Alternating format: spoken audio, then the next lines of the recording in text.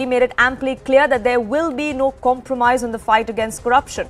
It's the biggest obstacle to the country's development, he declared.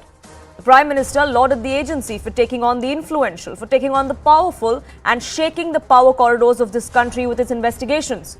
He even criticized the opposition for activating what he called was the ecosystem whenever it came under attack. Now remember, in the recent past, we've had a united opposition allege witch hunt by the central government against its political opponents via agencies like the CBI and the Enforcement Directorate.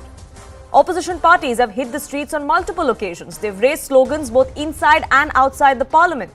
We saw Manish Sisodia rally his partymen on the streets of the national capital when he went in for questioning before he was arrested. Satyendra Jain, another former minister now in Delhi, was tagged a Kattar Imandar by his colleague and the Chief Minister of Delhi, Arvind Kejriwal. BRSS's Kavita too shot off a letter to the ED director for flouting the protocol when she was called in for questioning. She too has claimed that this is nothing but a witch hunt. But the Prime Minister sent a clear message today to the officers of the CBI. Don't let this ecosystem deter you. But has that ended the debate? Has the Prime Minister silenced his critics completely? Before we get into that, here's what Prime Minister Modi said. आज देश में corruption के खिलाफ कार्रवाई करने के लिए राजनीति की इच्छा शक्ति में कोई कमी नहीं है। आपको कहीं पर भी हिचकने, कहीं रुकने की जरूरत नहीं है। जिनके खिलाफ एक्शन ले रहे हैं वो बहुत ताकतवर लोग हैं। बरसों बरस तक वो सरकार का, सिस्टम का हिस्सा रहे हैं। संभव है कई जगह किसी राज्य में आज भी विस्तृत सत्ता का हिस्सा हो। बरसों बरस तक उन्होंने भी एक इकोसिस्टम बनाया है। इकोसिस्टम अक्सर उनके काले कारनामों को कवर देने के लिए, आप जैसे संस्थाओं की छवि बिगाड़ने के लिए एक्टिव हो जाता है। ये लोग आपका ध्यान भटकाते रहेंगे, लेकिन आपको अपने काम पर फोकस रखना है। Now, the Central Bureau of Investigation and the Enforcement Directorate are independent agencies. In fact, jog your memory, it was under the UPA regime when the CBI was called a caged parrot by a court. So does the Prime Minister have a point when he says that there was political will that was lacking against corruption pre-2014? Or is it the opposition's criticism of vendetta that's valid? I'll let the numbers do the talking, and here's what it looks like of how many leaders were under the scanner during the UPA era from 2004 to 14 and then in the NDA era from 2014 to now. In the UPA era, 43 opposition leaders were under the scanner of these agencies, while 29 leaders of the Congress themselves and their allies were under the agency's radar. Cut across to 2014 up until now. 6 BJP leaders only are under the radar of the agency, while 118 opposition leaders are being either questioned, they've been jailed by both the agencies, the CBI and the Enforcement Directorate as well. So why does the opposition feel this is a witch hunt? They've said this multiple times in the past. They've come out and rallied for their leaders who were either arrested, they were jailed or questioned for hours together. 14 of those opposition parties, in fact, even went to the Supreme Court. They alleged misuse just last month. That case, in fact, is going to come up for hearing in just 2 days from now. Here's what their petition said in the Supreme Court. They went on record to say that central investigating agencies are misused by this government. The CBI and the ED are being deployed in selective and targeted manner. 95% of political leaders are probed by the CBI or ED is what the opposition alleged. They then went on to say that the sole aim of these agency investigation is to completely crush political dissent. What they also alleged is that both the ED and the CBI have very low conviction rate, which is why it seems like it's not a free and fair investigation. It is a political witch hunt. Now, like I said, that's one of the points that the opposition made about the low conviction rate. It's often a subject of debate. On record too, now the opposition has put it on Supreme Court, and that perhaps will come up in the course of the hearing. But take a look at this graph that's on your screens. In the last 7 years, the CBI has clocked a conviction rate of over 60%. It has in fact maintained a steady record of 65 to 67%, which means that in 65% of the cases, the investigating agency, which is the CBI, has managed to prove their case with evidence for a court to convict the accused. So is this hullabaloo merely political, or is there credence in the suspicions that are being raised against these agencies? That's our big debate on The Right Stand.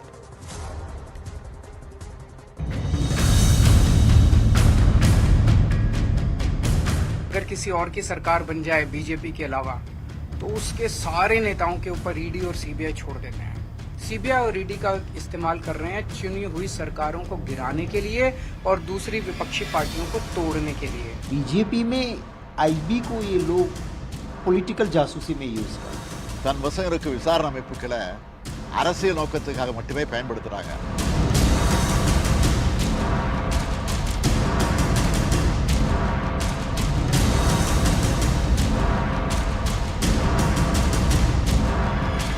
ये लोग आपका ध्यान भटकाते रहेंगे, लेकिन आपको अपने काम पर फोकस रखना है. कोई भी भ्रष्टाचारी बचना नहीं चाहिए.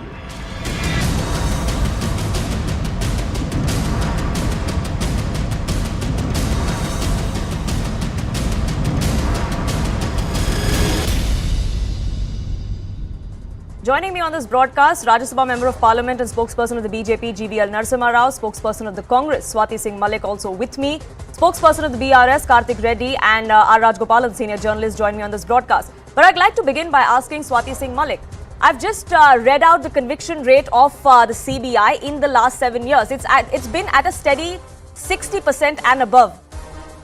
Why then again does the Congress or the opposition, a united one at that, allege that this is nothing but witch hunt, because all these cases are false cases that are registered against political rivals, and none of them reach their logical conclusion because conviction doesn't happen? But many would say the numbers bust that claim that the opposition makes, which even on record has been made in the Supreme Court now.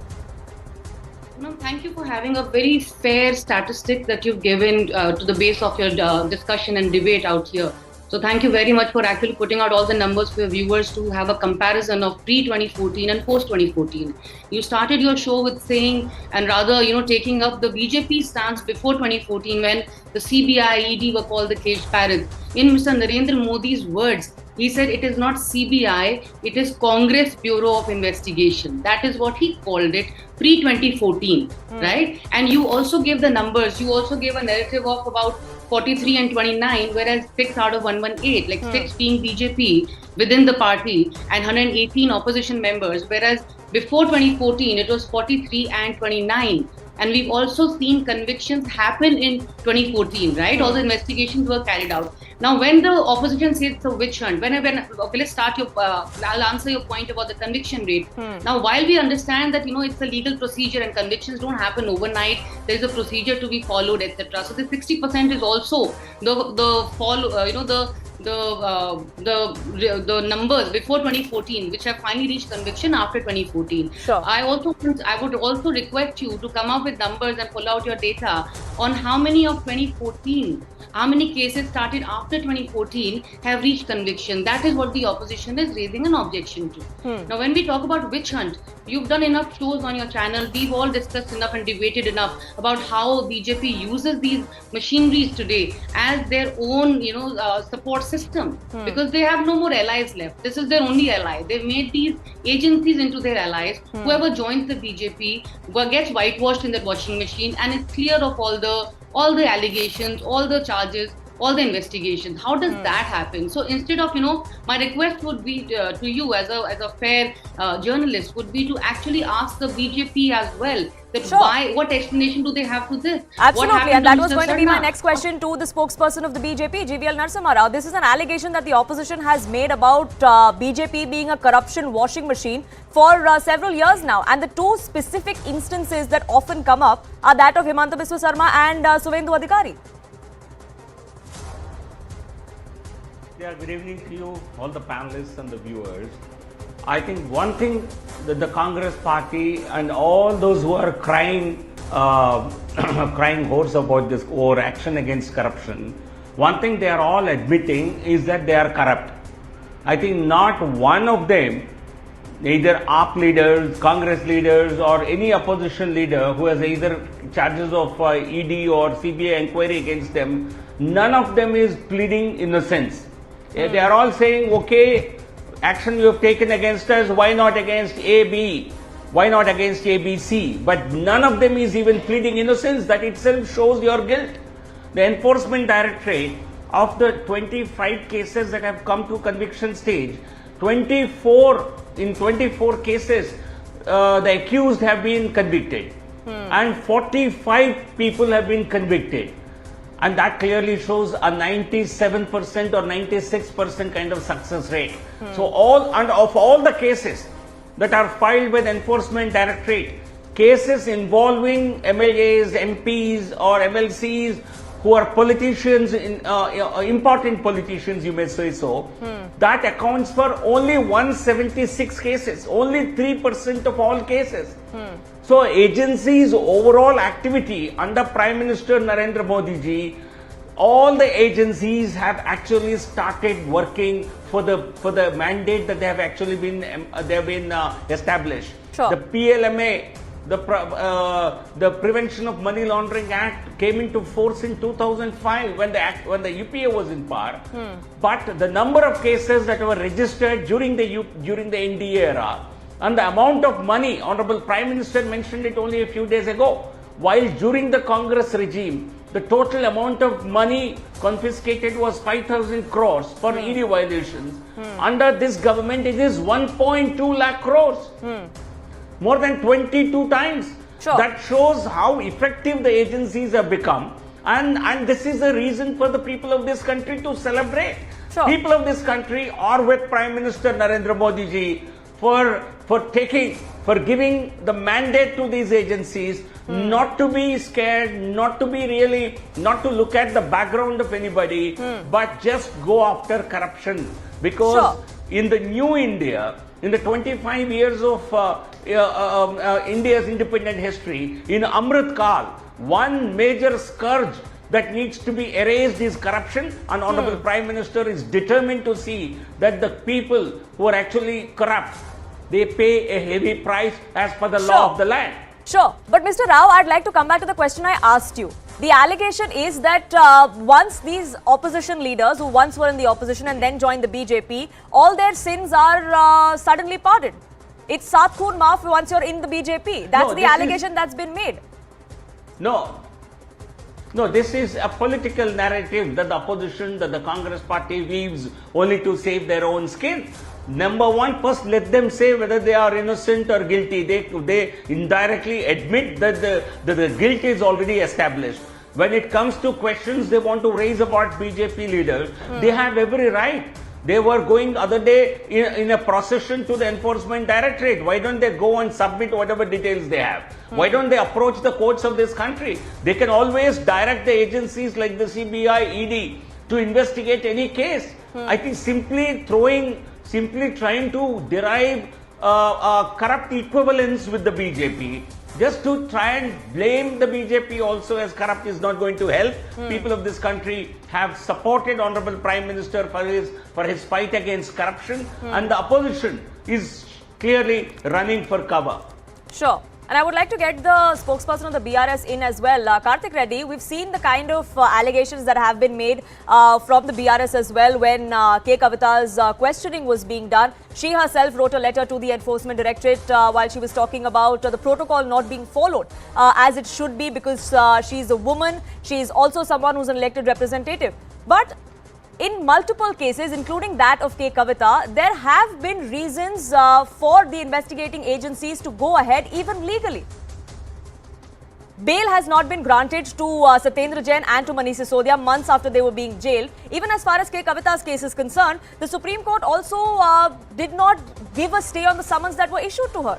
They did set a date for her to appear before the ED, as the ED had asked her to. You answered, Poonam. The matter is still pending in the Supreme Court. I believe the Honorable Supreme Court will take the right side, which is the side on the justice. Poonam, I was just hearing Jivil Narasimha Rao garu speak about whatnot, and we all know what the Prime Minister spoke about today regarding the CBI and the central agencies. It takes me back to a very famous or infamous personality called Joseph Goebbels of the Nazi Party. And there's a very beautiful book written on Mr. Joseph Goebel, The Art of Propaganda.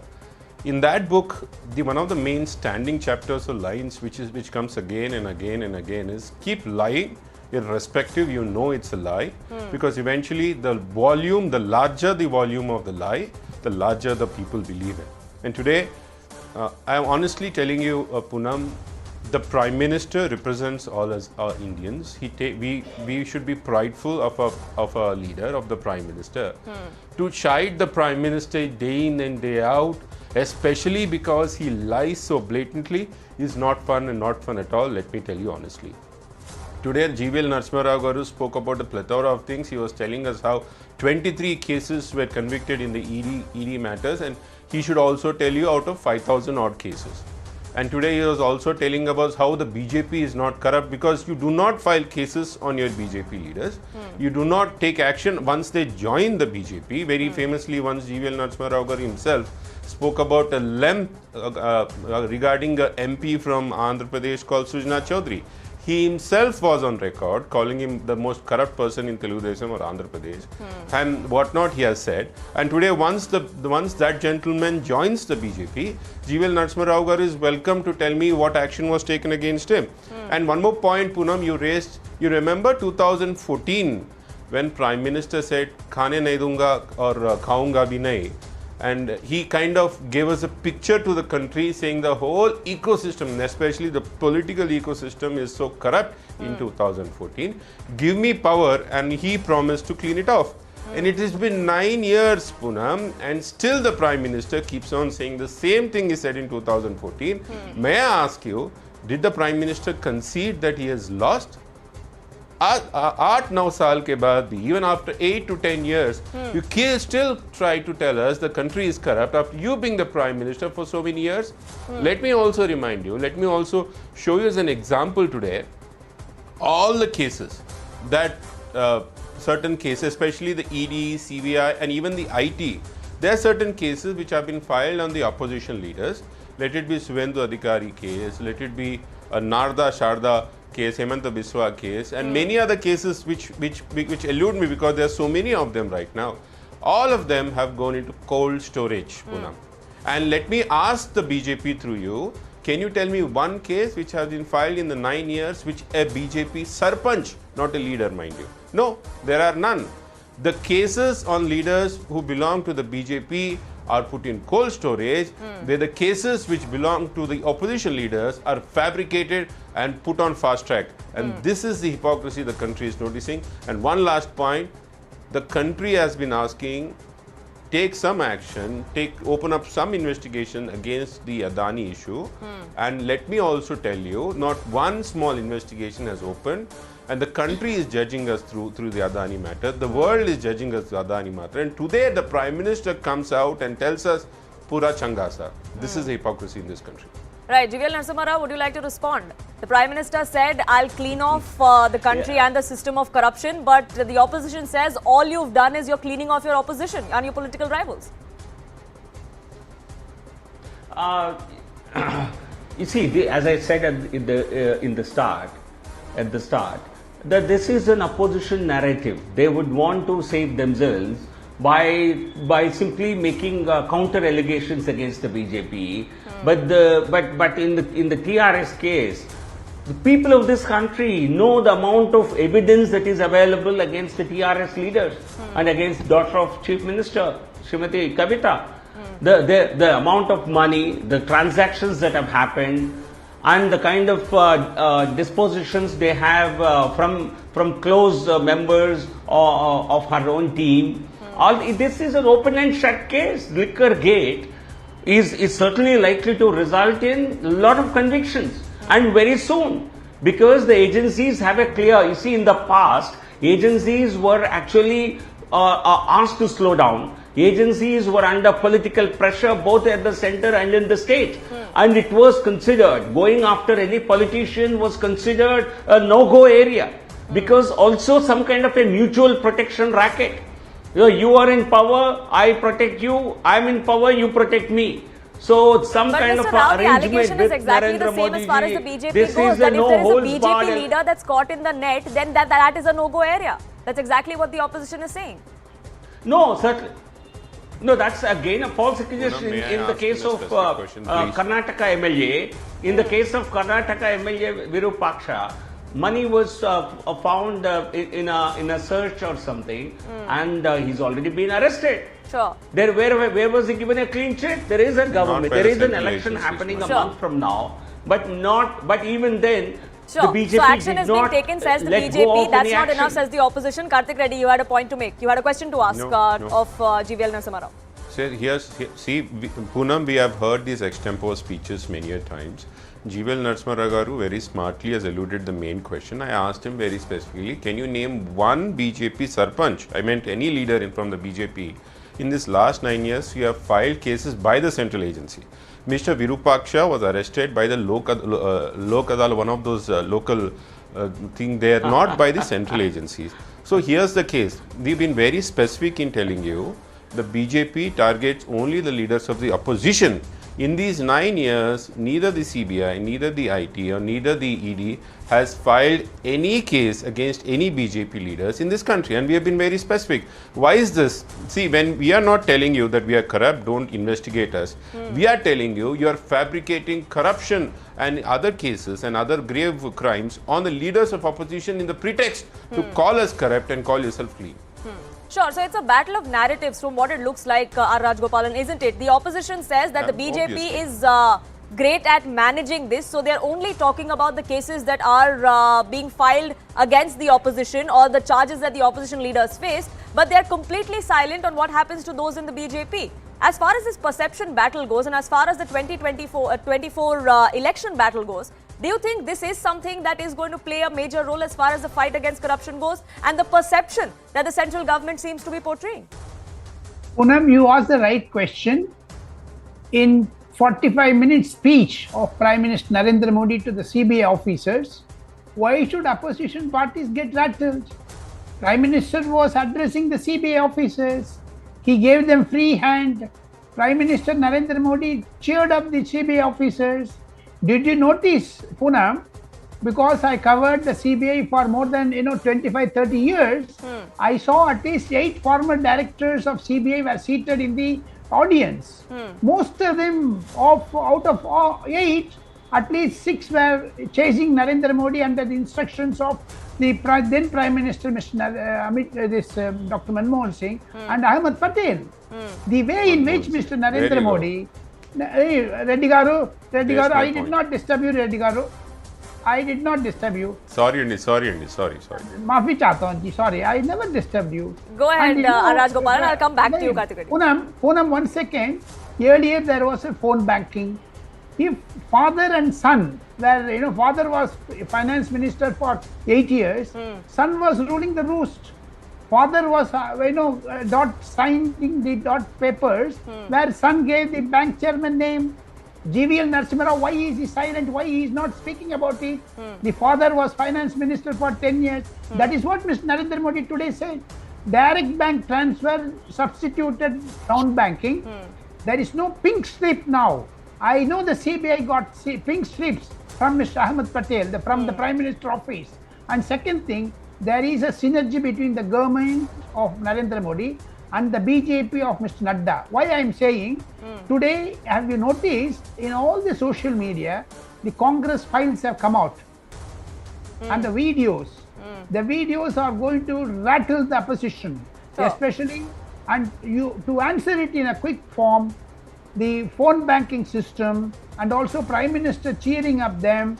Prime Minister gave free hand to the senior CBI officers.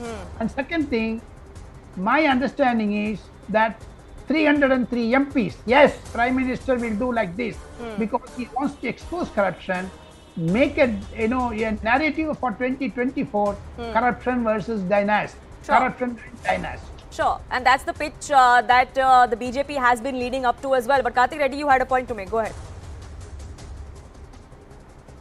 Rajgopalan Garu was just telling us how the CBI or the other agencies were used by the Congress party while they were in power. Similarly, you should understand, Poonam, that these agencies are not elusive to the influence of people who are in power.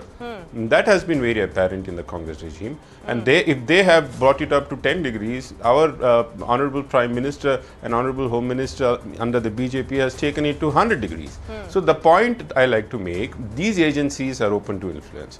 As Mr. Rajgopal Garu has just made it so obvious how Congress party twisted the arms of these agencies to file cases while they were in power against our own Prime Minister and Home Minister. Similarly, our Prime Minister and our Home Minister are using the same tactics, multiplying it multiple folds. Sure. So if the Congress could have influenced the agency, why not the BJP? Give me 1 second. Yes, I need to get in Swati Malik as well, but 30 seconds, Mr. Rajgopal. Go ahead. Only 30 seconds. Yes, go ahead. Reddy Garu, TRS spokesperson, is very senior and he respects everyone. He never disturbed the other panelists. Only one question, Reddy Garu. Congress government chased PV Narasimha Rao Garu with the CBI and arrested him. Can you believe? Today you are all tom-tomming about Rahul Gandhi. Reddy Garu, you must answer it. Telangana Chief Minister K. Chandrasekhar Rao celebrated centenary celebrations of PV Narasimha Rao, but Congress demeaned him. What is the answer from Mr. Reddy? The Congress is sweeping what they sowed, Rajgopal Garu. PV Narasimha Rao is a proud son of Telangana. We have been very proud of PV Narasimha Rao. Congress party is reaping what they sowed. There's nothing more for me to tell you about this. Sure. GVL Narasimha Rao, you also had to make a point. You wanted to come in. But like I was pointing out, that has this become a fight about war against corruption, and is that the plank that the BJP is going to push forth as far as the 2024 elections go? This is not an election agenda, Poonam. It will certainly become an important issue, but this is a national priority that the Prime Minister has set out for the Amrit Kal. He said for India, for the next, I think you should all listen to the Independence Day speech of the Prime Minister last August 15, in which he clearly said there are two things that have weighed down this country. Sure. There are two things that have really that have stunted the growth of this country. Two scourges of this country. He called one corruption, second is dynastic family politics. These are two things that must be taken head on. So it's not for 2024, it is for 2047. Sure. For India to really get where we want it to get in 2047, for India to unleash its full potential, to become a truly democratic and a truly a global power, we will have to really tackle these issues. It's not for 24, it is for 2047. Sure. No answer from GVL Narasimha Rao about father signing, son appointing. Father as finance minister, son as a broker. Yes, I know. No, so you see, phone banking, the Congress party, why only finance minister, even the Prime Minister's office at that time got involved in giving loans or extending loans for people like Vijay Mallya. I would like you to come back to me. I think this government, there is not an allegation against this government, Poonam. Sure. And Karthik Reddy, I'll come back to you, but Swati Malik has been waiting a while for a turn, and I want to get in Ms. Malik as well. Tell me one allegation against the central government. Yes, and I want Swati Malik of the Congress to take that question. When the Prime Minister today said that pre-2014 there was no political will to act against this, can you deny the fact that in the last 7 years of this government, in the last 8 years of this government, there hasn't been any major corruption taint on the central government? Unlike of the scams that we heard during UPA era, be it the coal scam, be it 2G or the Augusta Westland scam. Poonam, those scams were investigated. What is Adani, Poonam?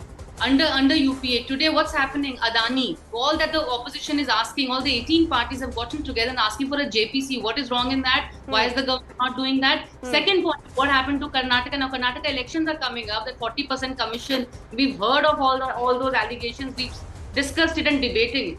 Why is the government not acting against the Karnataka ministry out there? Why not? So what are they doing? What they do is they don't investigate their own. So obviously nothing will come out. They have to investigate their own. And please, just one more thing I want to clarify here. What happened to when we really welcome the speech Mr. Modi gave. By the way, he's a great orator. The only problem is कि वो जो कहते हैं और करते हैं उसमें बहुत फर्क. For example, like he said that, okay, I will get all the black money back, I will get, but under his watch, Nirav Modi, under his watch, Mehul Choksi, under his watch, Lalit Modi, they all went out, and now Mr. Choksi's even red corner notice has been withdrawn by the CBI. How will the government answer that? They are the ones who are supporting the Poonam, Yes, the red corner notice was withdrawn by the Interpol, and questions were raised of whether or not the CBI did a good enough job or not for that to have actually happened. R. Rajgopalan, 30 seconds. I will also give a last word to Karthik Reddy. The Congress spokesperson should also answer about the finance minister signing the daughter-the-son recommendations. Today, both of them are Congress MPs. What is their answer from Congress? The finance minister was in jail. The 8 years the finance minister ruined the Indian economy. The $1 trillion economy was ruined by the only one finance minister of UPA. That why Congress is silent on that. Sure. So, with all due respect, sir, with all due respect to your seniority, but they are being investigated. Nobody's running away. They are not running out of the country. They are not eloping out of the country. They are very much. No, but you gave permission to Vijay Mallya. Sure. Unfortunately, I'm running out of time. Karthik Reddy, 30 seconds before I wrap this up. We're not getting covered. May I come in for 1 minute, Poonam? Yes, Karthik Reddy. Before I wrap this up, I give you the last word. I'm running out of time. 30 seconds, Karthik Reddy. Go ahead. Yes. Let me get 30 seconds. Poonam, the hypocrisy is at such a peak today. GVL Narasimha Garu tells me there is no allegation on the central government when the biggest scam this country has ever gone through. The Adani is sitting right on our face. When you don't want to investigate, it doesn't mean that is no scam. Point 2. GVL Narasimha Garu speaks about dynastical politics and dynasty. This is the most hypocritical thing anybody can see. People in your party are not dynastic. Let me give you one example. Mr. Basuraj Bommai's father was a chief minister. Now the prime minister himself is campaigning for Bommai, who happens to be the biggest dynasty in their party. Point 2. The Mr. Sangma, who was sworn in by the Prime Minister and the Home Minister himself in Meghalaya, his father happens to be P.A. Sangma, very popular politician. And who is Jay Shah and what is his duty in the BCCI? This is the hypocrisy this country is facing. When people who are in your party somehow doesn't seem to be dynast, but everybody else is dynast and corrupt. Sure, so the allegations are flying thick and fast from both sides, but one thing is clear that this is going to be the plank on which 2024 will be fought. 30 seconds, GVL Narasimha Rao. Yes, you see, there is a huge distinction between what is dynastic politics and the cases that Mr. Reddy mentioned about. Dynastic politics is where a family owns a particular political party. Sure. A family runs a political party as if it's a private limited company, which is what BRS does. BJP, no individual, what was Sure, let's not get into the minutiae and digress. We were talking about the war against corruption, the fight against corruption. Is that fight merely political? Is it about optics and the narrative and the perception that either sides are putting forth? Or is there more to that? Is it about agencies doing their job in a free and fair manner? Well, the debate is out on that, but I have to leave it here. We are shifting focus to the other big debate that we are having here on the right stand, and that is about what's been happening in Bengal for the last couple of days. On the 30th of March, India marked Ram Navami. Unfortunately, some states saw their share of violence and complete anarchy. Lives were lost too in some of those instances. But that was 5 days ago. One would think that that's enough time for any state administration to bring the situation under control. But unfortunately, things haven't really calmed down in West Bengal. From clashes in Howrah last week to stone pelting and arson in Hooghly over the weekend. The state remains on the edge, and politicking is on in full swing. Section 144 has been imposed in the area in Hooghly, and the BJP state president Sukanto Majumdar was stopped from entering Hooghly. There is a dharna that the BJP has now called for tomorrow as well. That only escalated the war of words between the two parties. West Bengal's Chief Minister Mamata Banerjee then came out and appealed to the Hindu community of West Bengal. She said, don't fall prey to what she called was the provocation and narrative of the BJP. She said, Hindu community must stand as a shield for their Muslim brothers. But here's exactly what happened over the last 5 days. Take a look at how it all unfolded. It was on the 30th of March in Howrah where we saw violence during a Ram Navami procession. Cut across to 1 day later on the 31st of March. There was tension in Shimpur in Howrah district as well. There was already violence. It continued to be on the edge. 1 day later on the 1st of April, Purva Bardhaman, which is West Bardhaman, is where the BJP's leader was shot dead. What exactly happened? What was the motive? That's still under investigation. April 2nd, Hooghly violence then broke out. This was during BJP Shobha Yatra, where the BJP claimed that their procession came under attack. Those arson visuals are on your screens. We're also given to understand the allegation is that there was stone pelting as well, and that the TMC government there allowed it to happen. Today, in Hooghly, BJP West Bengal president's convoy was halted. He was blocked by the administration from entering and meeting with the victims because Section 144 was in place. That has only triggered a further political blame game. Take a look at what both sides have said so far. As far as the BJP is concerned, they have put the blame solely on Mamata Banerjee. They say that she is responsible for this violence. To which the TMC says that it's the BJP that is the provocateur, it is a party of criminals. Now, the BJP came out and said after yesterday's attack that this was completely pre-planned. While the TMC then came out and said that Dilip Ghosh, who was leading that particular Shobha Yatra, was the one who provoked violence. That's also what Kalyan Banerjee, the member of parliament from the area, said yesterday. Now, the BJP came out and said that Bengal's law and order is in complete tatters. They've made this allegation in the past as well, even written to Union Home Minister Amit Shah for his intervention. To which the TMC came out and said that the BJP is using Lord Ram and festivals like this as political tools and nothing else. The BJP said, especially in yesterday's instance, that the police failed to take action. To which the TMC said that ruckus follows the BJP wherever it goes. So that political fight is only escalating. But Bengal is not new to this kind of violence, especially during Ram Navami. Let's go across to what happened back in 2017. Tension was simmering in a minority-dominated area. This was in Kolkata port area. The same year, stones were pelted at a Ram Navami procession in Purulia as well. In 2018, there was a clash in Purulia again over Ram Navami celebrations.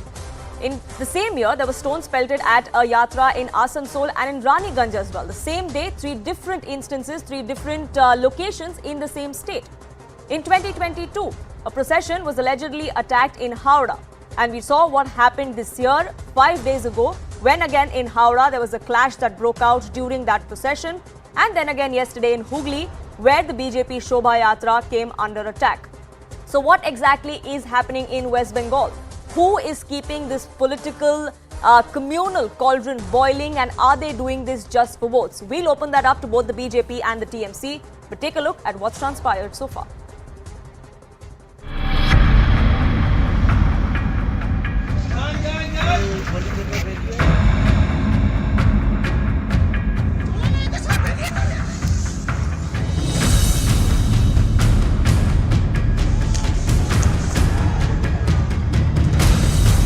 Banerjee केवल राजनीति देखती हैं, नहीं तो आज ये होने की कोई संभावना ही नहीं था। पुलिस अगर पहले से और नजर रखता है जहां गड़बड़ होता है, जो लोग गड़बड़ करते हैं, तो ये घटना नहीं होती।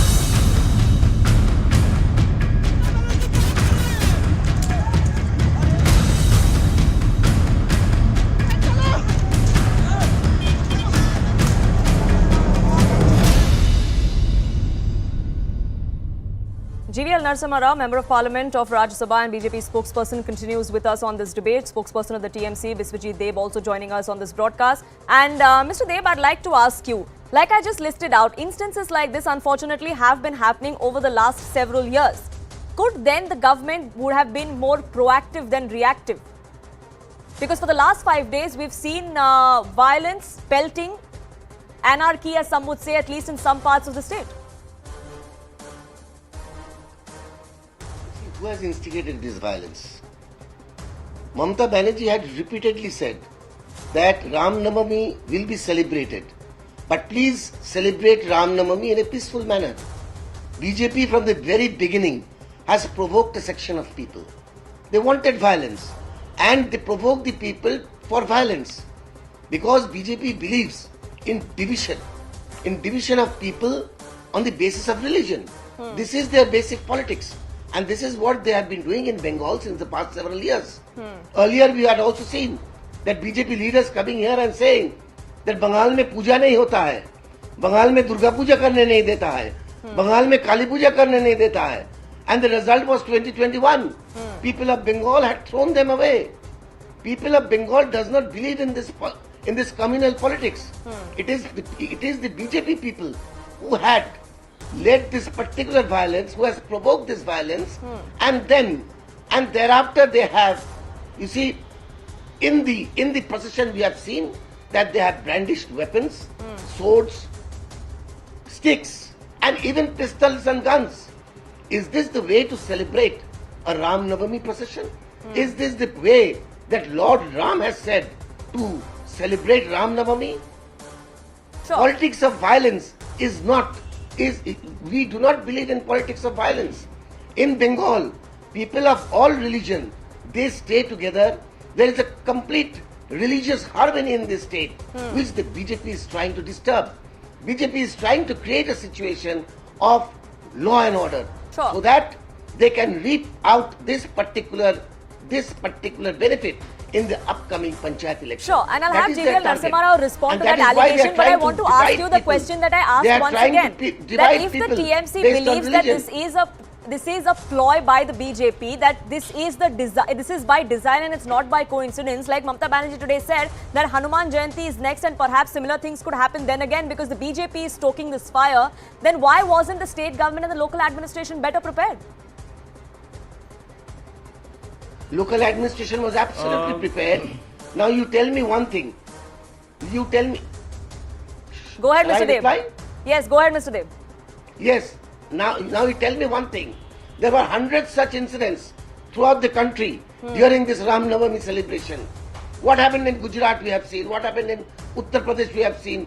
What happened in Madhya Pradesh we have seen. So is this a complete failure of law and order situation in those particular BJP ruled states? Do you want the police to open fire? Why did BJP member of parliament, Mr. Dilip Ghosh, went for a rally again in Hooghly yesterday? What business he had? Earlier also, when the Ram Navami procession was held, there was a situation where violence was there. So he was instigating. He was trying to instigate violence. Sure. In Hooghly.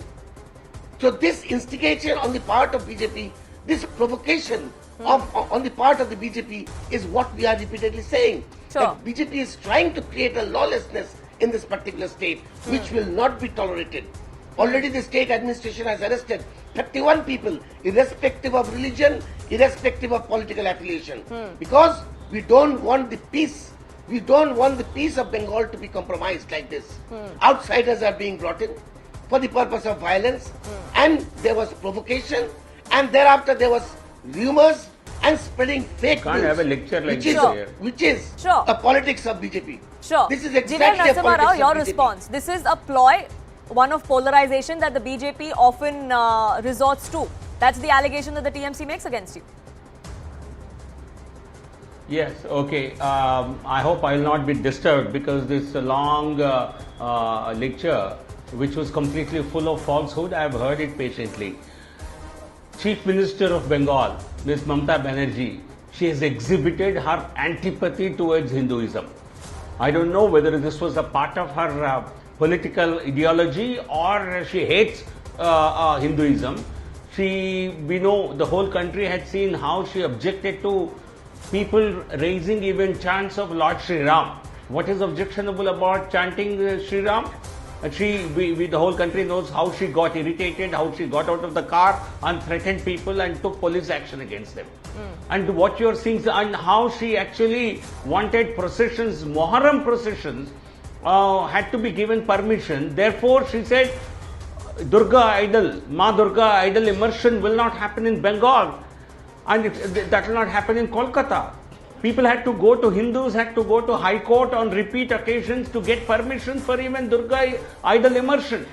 So she has always adopted an anti-Hindu policy, only to appease the Muslim vote bank. I don't think Bengal's government is secular at all. The West Bengal government has not been secular at all. It is patently following an appeasement politics. It has been taking, in this case also, she has to take responsibility for the entire violence that erupted. She knew that this procession was going to take place. Why do Hindus have to avoid going to certain localities or certain areas? Why should such restrictions, as long as the procession is peaceful? And it is the responsibility of the state administration, state police, to ensure that proper protection is given. Most of the people who suffered attacks in this particular incident, they are Hindus. And cases have been foisted against Hindus. So she is running some kind of a government which cannot even claim to be secular. This is a breakdown of law and order machinery in the state of West Bengal. Sure. And Mamata Banerjee, if she cannot govern, she must resign and go. Sure, and that's also what the BJP has asked for, central intervention from the Union Home Minister. A letter was short of yesterday, right after those clashes broke out. But Bispajit Dev, even today, we had the Chief Minister of West Bengal come out and say that Dilip Ghosh and the BJP made it a point to go through minority areas, and that really was the provocation.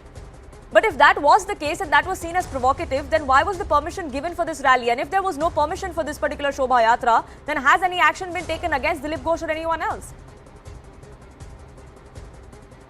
See, from the very beginning, Dilip Ghosh was instigating the mob, and he had no business to organize a Shobha Yatra in the name of the celebration of Ram Navami, because Ram Navami was held on the day of Ram Navami. After 5 days, he is organizing a procession. It means that there was a clear instigation on his part, and he made provocation on the people. They had no business to organize that particular rally in Hooghly after 5 days of Ram Navami. There was no permission granted. Mr. Dev, apart from the timing of it all, the fact that it was held 5 days later, is there any other substantial evidence that you have for blaming the BJP or Dilip Ghosh for provoking, as you claim, the people there? I mean, why they carried out the yatra after 5 days is something that the BJP will answer, but I'm sure there is no reason or there is no time limit on celebrating these things, is there? There was no permission. There was no permission. After this Howrah incident, he should have acted in a responsible manner. Sure. He is a senior parliamentarian. He is the senior vice president of the party. He should have acted in a responsible manner. He should not have gone there and provoked. This is the job of the BJP.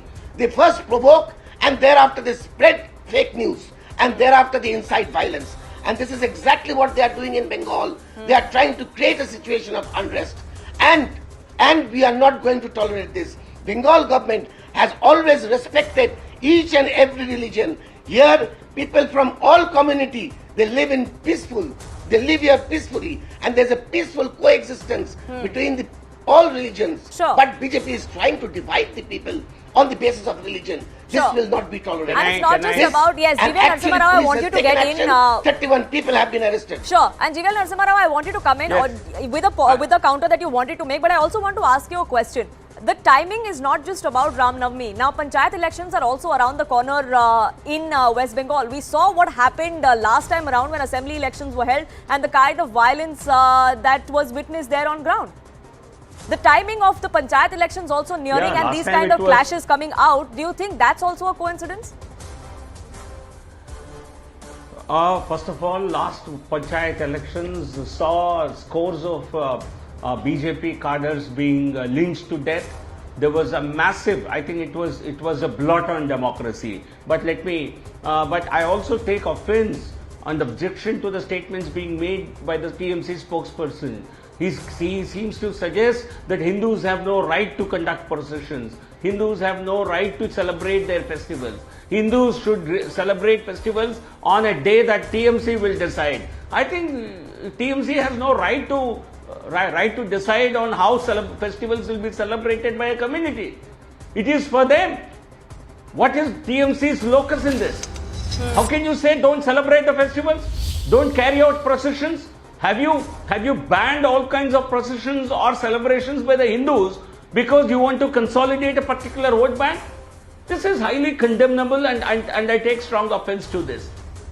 And as far as your question is concerned, I think all along in the last 2 years that the TMC has returned to power, and even in the previous 5 years, they have only one agenda, that is to resort to gundagardi, to use violence as a means, as a statecraft, violence as a state policy to annihilate and to somehow subdue the opposition. This was used as a political strategy, and even now they are doing it. Sure. Maybe they have suffered some losses in the recent by-polls, Sure. and they are doing it Sure, to so it's consolidate appeasement vote banks versus polarization. That's the panchayat narrative polls. that we are seeing. Unfortunately, violence hasn't ceased in the last 5 days. We do hope that things calm down and we do not see any untoward incident in the coming days in West Bengal. I have to leave it at that, but I thank you both gentlemen for joining us here on this broadcast and sharing your perspective.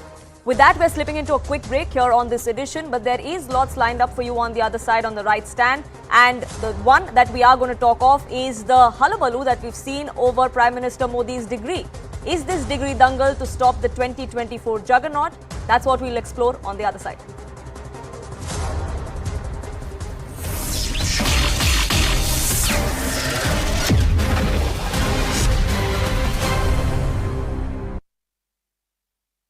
है भावनात्मक रूप से सब राहुल गांधी के नेतृत्व में हम जुड़े हुए हैं, तो वो जहां जाएंगे देश में हम सभी जगह जाएंगे उनके साथ।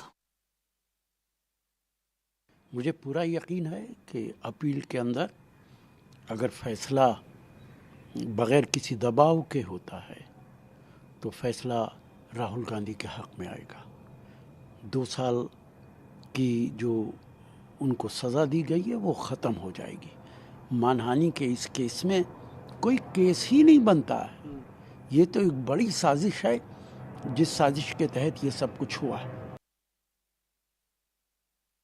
And the former law minister, are you surprised? Do you approve of Rahul Gandhi's decision to go file an appeal with all chief ministers, with various party colleagues? I'm not only surprised, I'm amazed. It's a new law of Rag Darbari trying to overhaul the issue.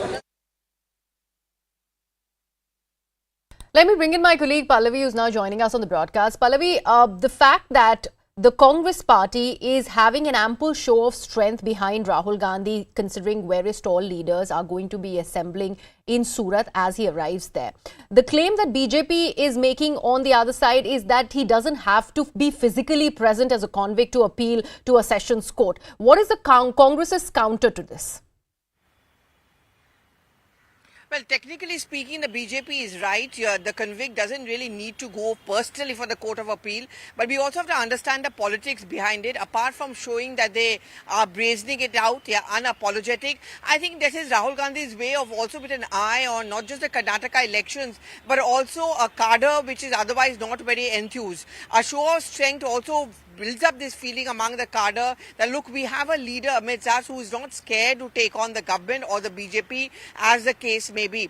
But, you know, to all that criticism which is coming in from the BJP on the presence of Rahul Gandhi and an entire contingent at Surat, the Congress's stake is very, very clear. He has every right to go where he wants to. He also wants to expose how the BJP misuses the investigative agencies, twist the law because they are scared of Rahul Gandhi. So for the Congress party, there is no reason why Rahul Gandhi and all the leaders should not be there, and they certainly do not want to be seen to being very defensive or on a back foot on this. All right. Pallavi, stay on with us. We also should be getting in a word from court. Janak Dave, our colleague, is joining us live from the Surat Sessions Court.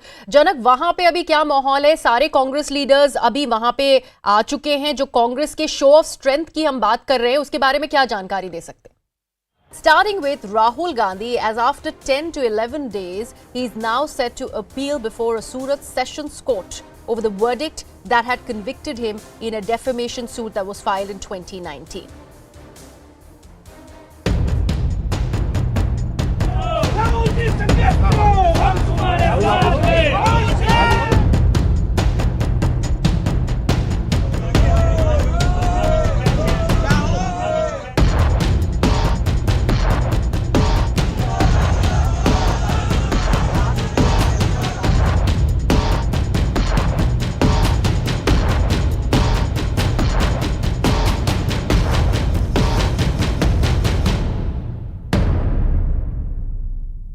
Congress leader Rahul Gandhi will be challenging his conviction and sentencing in the Surat Sessions Court at 2:45 p.m. today in connection with the Modi surname defamation case. The appeal is going to be on the grounds that Rahul Gandhi did not defame any OBC community and that the judgment announced was wrong. The Congress leader will be accompanied by Priyanka Gandhi and also Chief Ministers Ashok Gehlot, Bhupesh Baghel and Sukhvinder Singh Sukhu. Other senior leaders, including Digvijay Singh and KC Venugopal, will also accompany Rahul Gandhi. Meanwhile, posters of Rahul Gandhi have been put up on the way to the Surat Sessions Court. On the other hand, BJP has questioned Rahul Gandhi for going to Surat Court to file the appeal, as it is not necessary for him to personally appear as a convict. BJP also slammed Congress leaders for accompanying Rahul Gandhi to Surat and accused the Grand Old Party of pressurizing the court. ये राहुल गांधी जी का अहंकार है जो पिछड़े समाज से माफ़ी मांगने के लिए तैयार नहीं। ऐसी क्या मजबूरी है राहुल जी कि आप पिछड़े समाज को अपमानित तो करते हैं लेकिन माफ़ी मांगने के लिए तैयार नहीं होते। ऑर्डर आया, उस दिन भी उनसे कहा गया कि आप माफ़ी मांगना चाहते हैं, तो आपने सुना राहुल जी ने कहा था गांधी हूँ, गांधी माफ़ी नहीं मांगते। कोर्ट के निर्णय के ऊपर हम बहस नहीं कर सकते, लेकिन अन्याय के खिलाफ तो हम लड़ सकते हैं। तो हम लड़ रहे हैं सरकार के खिलाफ। वो ये नहीं चाहते कि यहाँ पर जेपीसी बिठाए और जेपीसी के ओर से इसकी तनकायत यानी इंक्वायरी हो, वो नहीं चाहते। आपका ट्रायल चला था, उस समय क्यों नहीं किया? अब जब आपका कन्विक्शन हो गया तो आप जो अपीलेट कोर्ट को आप डराने के लिए, जुडिशरी को आप धमकाने के लिए ये जो नाटक कर रहे हैं, ये बिल्कुल ठीक नहीं है। मैं इसका खंडन करता हूँ। हम लोग जुडिशरी का जो बात होता है वो एडमिनिस्ट्रेटिव इश्यूज का है। यहाँ मैं जुडिशियल प्रोनाउंसमेंट का बात कर रहा हूँ कि कोर्ट ने जब किसी को कन्विक्शन कर दिया तो उसके बाद ये जो ड्रामा कर रहे हैं।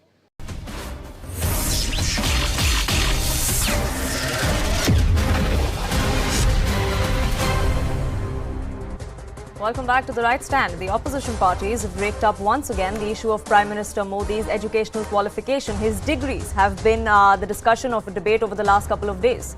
Recently, Gujarat High Court quashed the orders of Chief Information Commission, which directed the Gujarat University and the Delhi University to furnish Prime Minister Modi's graduation and post-graduation certificates under the RTI.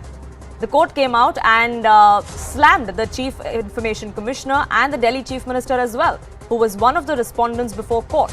The court also made some sharp observations in the matter and fined Arvind Kejriwal 25,000 rupees. But unfortunately, that hasn't ended the debate. After that, just yesterday, we saw Shiv Sena UBT chief Uddhav Thackeray addressing a rally. He too came out and made a direct attack at the Prime Minister over his qualifications. The opposition claims that Prime Minister Modi has lied about his qualification, and if so, he should be disqualified as a member of parliament. But the BJP has slammed the opposition. They've called this as nothing but a diversionary tactic from graft allegation against them. Let's first take a look at what the Gujarat High Court said while they imposed that 25,000 rupee fine on Arvind Kejriwal. They said that educational documents are personal information. Disclosure is exempted under Section 8(1)J of the RTI Act. The Right to Information Act's purpose was casually mocked in this case is also what the court observed. Wanted to create sensationalism through this RTI is what the court observed. There was no intention to withhold the degree by the Gujarat University, and the concern for people matters more than education is something that they came out and observed. Now, soon after the Gujarat High Court slammed Arvind Kejriwal, other opposition parties came out in support. Uddhav Thackeray, like I mentioned, came out and said, what type of college is not proud that the Prime Minister studied there? Why are they not talking about it? It was shared by K.T. Ramarao as well. He then took to Twitter. He said, I can share both my master's degree publicly, just saying, mocking the Prime Minister and the debate that was going on. The Prime Minister must show his entire political science degree is something that Supriya Shrinate of the Congress Party came out and said. A full-blown political war broke out between the BJP and the Aam Aadmi Party especially. The Aam Aadmi Party came out and alleged that the Prime Minister gave incorrect information on his educational qualification, to which the BJP promptly replied that the Aam Aadmi Party is only diverting attention from graft allegations that some of its top leaders face. The Aam Aadmi Party then alleged that once the Prime Minister himself admitted that he is not as educated. The BJP says that the Aam Aadmi Party wants to hide Sisodia and Kejriwal's graft degrees. The Aam Aadmi Party then went on to say that Union Home Minister Amit Shah showed Prime Minister Modi's fake degree, to which the BJP retorted that this low degree of politics is what is expected out of the Aam Aadmi Party. But do degrees define leadership? There are several lists of people, there are several of these people across the world, in fact, that people will tell you about, who are either college dropouts or school dropouts but have gone on to achieve greatness. There are several people in India as well who have won people's mandate. Like J. Jayalalitha, she was a 6-time Chief Minister. Her educational qualification was that she just passed matriculation. Karunanidhi, also a Chief Minister of Tamil Nadu, a 5-term one. He too is just passing matriculation. Former Tamil Nadu Chief Minister again, K. Kamaraj, was also a school dropout. Now, Uma Bharti, someone who's been a Chief Minister of the Madhya Pradesh and a Union Minister, was also a school dropout. So it's not just political, it's not just degrees that define your leadership, and that's really the point that the BJP has also making about. But that debate still continues. With that, it's a wrap from my side.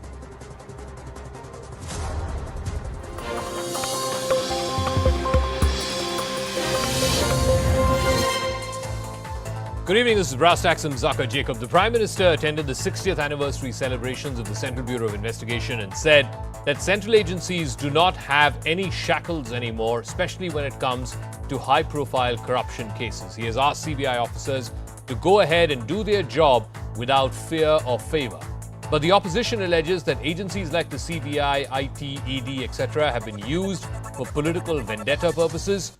Which of these two narratives will the people of India, the electorate, buy going into 2024? That's going to be our big focus tonight here on Brass Tacks. But first, let me play out the story of what the Prime Minister said and the reactions from the opposition to that.